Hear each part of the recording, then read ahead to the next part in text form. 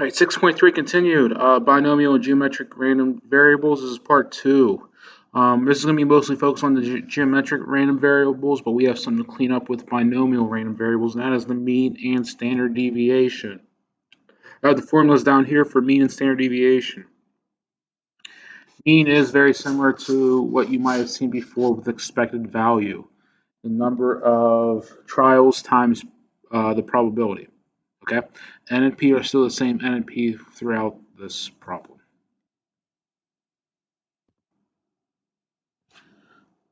So we have an example problem with involving Diet Cola. You can go and read on your own. Personally, I do enjoy a Coke Zero. I'd say that's pretty comparable to regular Coke. But anyway, maybe that's what they're talking about. So find the mean and standard deviation based on this.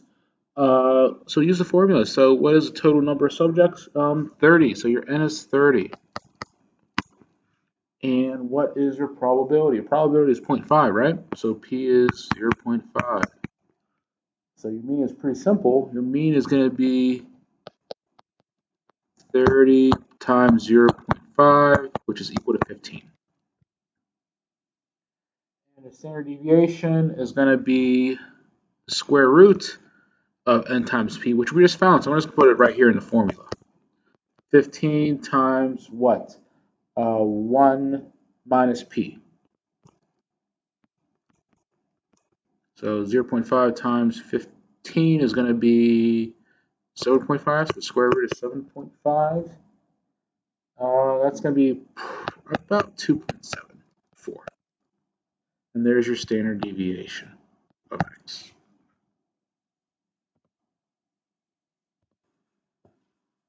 Now we're going to go into geometric. So what the geometric setting? It happens when we perform independent trials of the same chance process and record a number of trials it takes to get one success. And just like before, probability of a success must be the same for each trial, or else you cannot perform this.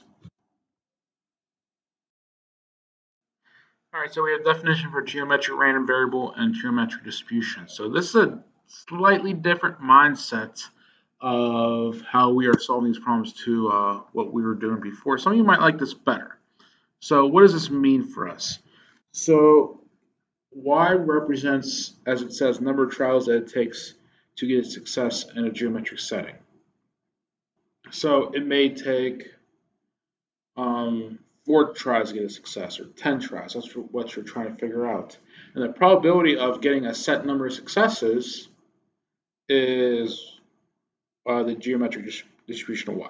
Okay, so meaning if I'm trying to find the probability that I roll a 5, right? I'm not having a great chance of it the first try, right? But after so many tries, my likelihood of eventually getting a 5 does go up, right? So that's what this is all about. Okay, and this is how we're going to solve it below. So if I talked about my example of rolling a 5, right? So it's a 1 in 6 chance, right, of getting a rolling a 5. And I wanted to find the probability of getting it in 3 tries. My k value will be 3. My probability is 1 in 6, and then I would just solve from there. How to type this on your calculator is on page 47. Please go look at that and jot down the basic notes of that so you know how to find that on your calculator. Similar to what you did before, very similar finding. And the mean of geometric random variable is just 1 over p. And what does 1 over p represent? It's the expected number of trials to get our first success. So in my rolling a 5, probability is 1 over 6, right? So it'd be 1 divided by 1 over 6. So that'd be, we'd expect to get a 5 in 6 tries, right? Because in reality, maybe I get it on the first try, maybe I don't roll a 5 in 12 tries. It could be anywhere in between, but on average, the mean, it'll be in 6 tries. And for a little example of doing geometric, Rita has to pull a cord and hope for some luck to start her mower. Are any particular pull, the mower has a 20% chance of starting. Let's find the probability that takes her exactly 3 pulls to start the mower. So what's your probability? 0.2, right? So it's going to be 0.2. I did not want to press that button. 0.2 to the power of k minus 1. What's your k value? 3. It's going to be the power of 2. So 3 minus 1 is 2 times 0.2. So you plug that in. What do you get? My apologies. It was 1 minus p for inside here. It should have been 8. Now what do you get? Well, you should get 0.128. That's the probability that Rita gets in exactly 3 pulls.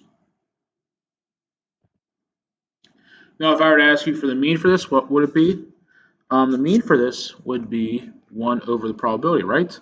So 1 over the probability, 1 over 0.2 is 5. So the mean amount of pulls over takes for Rita is 5. Well, work motor started, or mower started. So, I appreciate you watching. We'll do a little more practice in class, and we'll see you then.